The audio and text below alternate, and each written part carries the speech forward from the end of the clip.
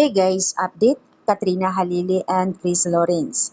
Dahil nga kahapon, ginanap ang birthday ni Katrina Halili, kung saan ay nagkakaroon din sila ng celebration, simple nga lang ayon sa kanya, nang masurprise ito ni Chris Lawrence. Sa isang video na ipinakita at ipinost ng kanyang, I think, manager. So ayan guys, makikita na sobrang napaka-sweet.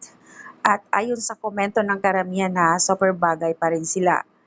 Napakaganda pa rin ng kanilang communication na kahit hiwalay na nga.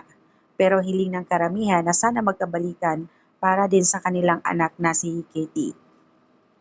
At dahil nga may kanya-kanya na silang pamilya, si Chris Lawrence lang kasi nga nasa ibang bansa nag-aasawa na rin at siyempre si Katrina nakafocus sa kanyang anak ngayon. Ang kagandahan kasi nga raw doon dahil si Chris Lawrence hindi pabaya, best dad para sa kanyang anak na si Katie. So ayan guys, marami lang talaga ang kinilig kahapon dahil nga sa pagsayaw, kinantahan ni Chris at sinayaw si Katrina. So dahil doon sa video na iyon, marami ang kinilig na ayon niya sa kanila na sana magkabalikan, hindi lang dahil sa anak nila na si Katie, kundi syempre alam ng lahat na mahal nila noon ang bawat isa.